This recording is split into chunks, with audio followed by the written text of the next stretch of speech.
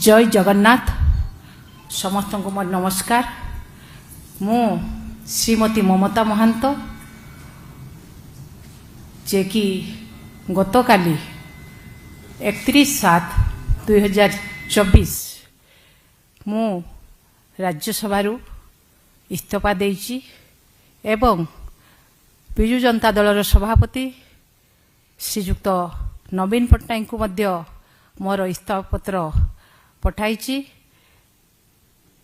मते जिला परिषद एवं राज्यसभा सदस्य रूप में मयूरभंज जिला वासी एवं ओडिशावासी जो सेवा करिवार सुयोग देइतिले सेतिपई बहुत बहुत कृतज्ञता मध्य जनाउछि। मोर सार्वजनिक जीवन रे गोटिए लक्ष्य जे कि लोकंकर सेवा एवं जनकल्याण। मु मने कली जे कि वर्तमान किछि दिन हैला विजु जनता दल रे मोर आवश्यकता लोड़ा पड़ुनी, सेति पई मु लोकंकर सेवा करिबा पई जेहेतु मोर लक्ष्य तेणु अधिक लोकंकर सेवा करी किपरि जनकल्याण करी मो कम्युनिटी पई मु कुर्मी समाज रवि नेत्री तेणु ओडिशावासी जिलावासी एवं मो कम्युनिटी समस्तंकर अधिक रु अधिक सेवा करी बोली मु मने कली।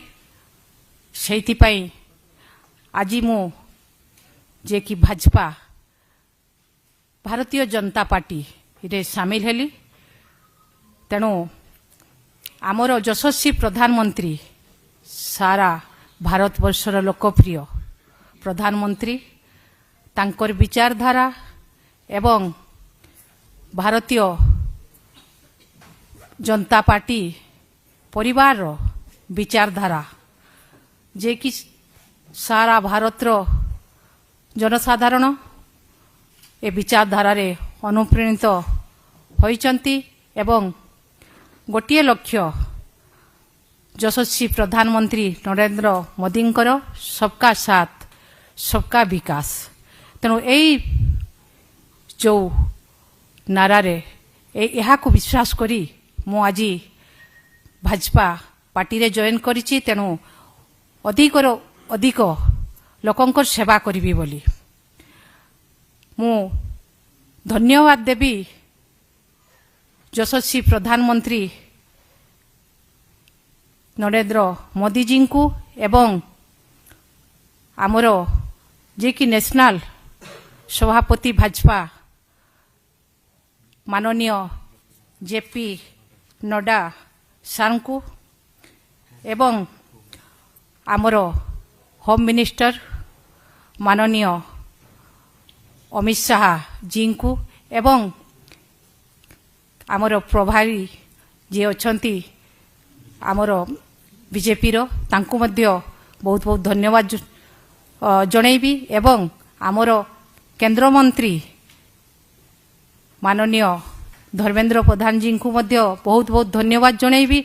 आमर ओडिशार मुख्यमंत्री माननीय मोहन माझी को मध्य बहुत बहुत धन्यवाद जणैबी। आमर समस्त भाजपा भारतीय जनता पार्टी रो एमपी एवं समस्त सदस्यों को उपस्थित समस्त को मो बहुत बहुत धन्यवाद जणैबी मोर समस्त को नमस्कार जनाउछि।